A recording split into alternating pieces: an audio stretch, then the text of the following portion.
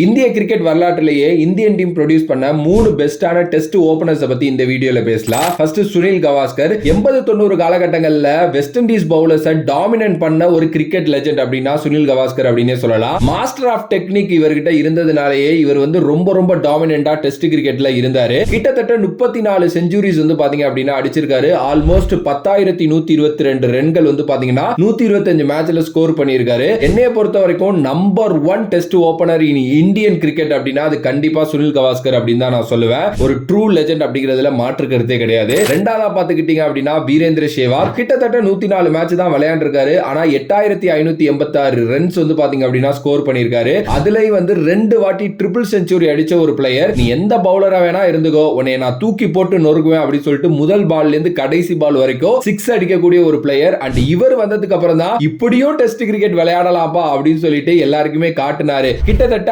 50 ஆவரேஜ்ல தன்னோட கெரியரை முடிச்ச ஒருத்தர் இந்தியன் டீம் ப்ரொடியூஸ் பண்ண ஒரு சூப்பரான டெஸ்ட் ஓபனர் அப்படினே சொல்லலாம். மூணாவதா பாத்துக்கிட்டீங்க அப்படின்னா முரளி விஜய். வீரேந்திர சேவாக், சுனில் கவாஸ்கர் ஹோம் கண்டிஷன்ல சக்சஸ்ஃபுல்லா இருந்தப்போ முரளி விஜய் மட்டும் தான் ஓவர்சீஸ் கண்டிஷன்ல சக்சஸ்ஃபுல்லா இருந்த ஒரு இந்தியன் டெஸ்ட் ஓபனர் அப்படிங்கிற பேரை வாங்கினாரு. கிட்டத்தட்ட 3,982 ரன் தான் 61 மேட்சஸ்ல அடிச்சாரு 40 ஆவரேஜ்ல. ஆனா இங்கிலாந்து அண்ட் ஆஸ்திரேலியா கண்டிஷன்ஸ்க்கு சூப்பரான ஒரு பிளேயர் அப்படினே சொல்ல முடியும். அவர் இருந்த வரைக்கும் இந்த டெஸ்ட்ல ஓபனிங் அப்படிங்கிற ஒரு இஷ்யூவே இந்தியன் கிரிக்கெட் பார்க்கவே இல்லை அப்படின்னு தான் நான் சொல்லுவேன். அதுவும் நம்ம தமிழ்நாடு சேர்ந்த ஒருத்தர். ஆனா அவரோட கெரியரையுமே முடிச்சு வச்சுட்டானுங்க இவனுங்க. சோ இந்த 3 பேர் தான் என்னைய பொறுத்த வரைக்கும் இந்தியா ப்ரொடியூஸ் பண்ண டெஸ்ட் பெஸ்ட் ஓபனர்ஸ் அப்படின்னு நான் சொல்லுவேன். உங்களோட கருத்துக்கள் மாறுபாடா இருந்தா கமெண்ட் பண்ணுங்க.